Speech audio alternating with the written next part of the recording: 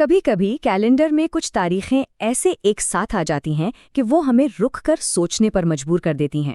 آج ہم ایسے ہی ایک خاص موقع کی بات کریں گے جب انسانیت کے لیے دو بہت اہم دن ایک ہی تاریخ پر آ گئے۔ تو سوال یہ ہے کہ جب ٹیچرز ڈے اور میلاد النبی ایک ہی دن منائے جائیں تو اس کا اصل مطلب کیا ہے؟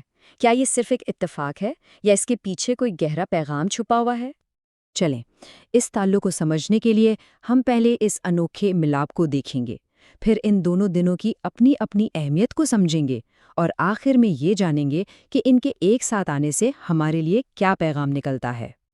تو سب سے پہلی بات تو یہ ہے کہ اس ملاپ کو صرف ایک اتفاق کے طور پر نہیں دیکھا جاتا، بلکہ ذرائع کے مطابق یہ ایک خاص روحانی اشارہ ہے جو ہمیں کسی بڑی سچائی کی طرف لے جاتا ہے۔ اچھا، اس گہرے مطلب تک پہنچنے کے لیے آئیے پہلے بات کرتے ہیں ٹیچرز ڈے کی، یعنی وہ دن جو معاشرے کے معماروں، ہمارے استادوں کے نام ہے۔ تو ٹیچرز ڈے ہے کیا؟ سیدھے لفظوں میں یہ وہ دن ہے جب ہم اپنے استادوں کو عزت دیتے ہیں، ان کی محنت اور قربانیوں کو یاد کرتے ہیں جنہوں نے ہمیں کچھ سکھایا اور ہماری رہنمائی کی۔ لیکن ایک استاد کا کام صرف کتابیں پڑھانا تو نہیں ہوتا ہے نا، وہ ہماری شخصیت بناتے ہیں، ہمارے کردار کو سنوارتے ہیں، ہمارے سوچنے کے انداز پر اثر ڈالتے ہیں۔ سچ پوچھیں تو ایک اچھا استاد اپنے شاگردوں کے لیے اور پورے معاشرے کے لیے ایک روشنی کے مینار جیسا ہوتا ہے۔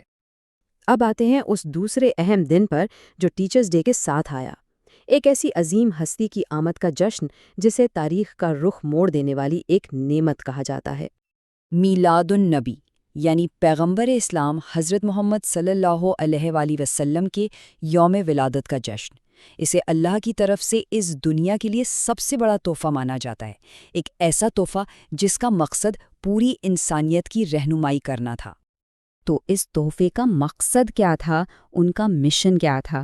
ان کا مشن تھا انسانیت کو جہالت کے اندھیروں سے نکال کر علم کی روشنی میں لانا، علم، اچھے اخلاق اور انصاف کی تعلیم دینا۔ انہوں نے بتایا کہ اصل کامیابی اللہ کو پہچاننے اور ایک اچھا اخلاقی کردار اپنانے میں ہے، اور ہمیشہ سب کے لیے انصاف پر زور دیا۔ تو دیکھیں، ایک طرف ہے معاشرے کے معمار یعنی ہمارے استاد، اور دوسری طرف ہے انسانیت کے لیے اللہ کی سب سے بڑی نعمت۔ آخر وہ کیا چیز ہے جو ان دونوں جشنوں کو آپس میں جوڑتی ہے؟ یہی ہمارے آج کے تجزیے کا سب سے اہم نقطہ ہے، اور وہ کڑی ہے حضرت محمد صلی اللہ علیہ وآلہ وسلم کا معلم انسانیت ہونا، یعنی پوری انسانیت کے سب سے عظیم استاد۔ انہیں اسی حیثیت سے بھیجا گیا تھا، اور یہی وہ تصور ہے جو ان دو خاص دنوں کو ایک دوسرے سے ملا دیتا ہے۔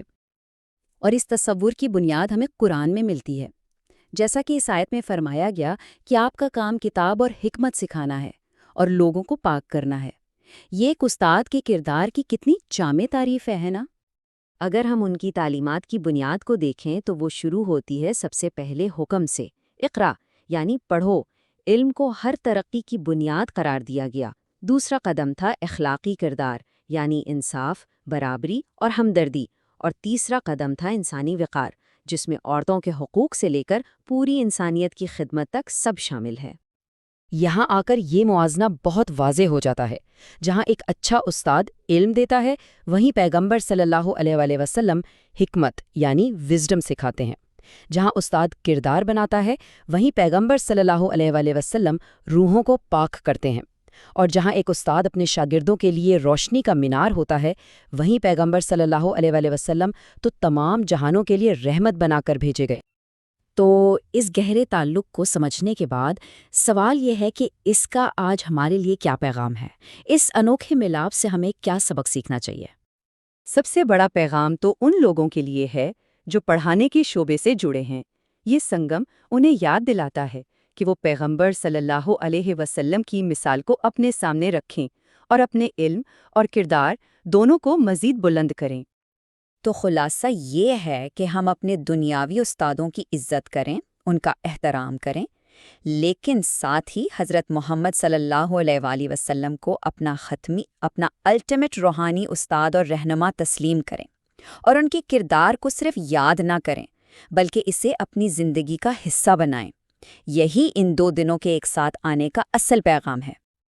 اور آخر میں یہ سوال ہم سب کے لیے ہے کہ پیغمبر اسلام کی یہ لازوال تعلیمات آج کی اس جدید اور پیچیدہ دنیا کو کیسے روشن کر سکتی ہیں۔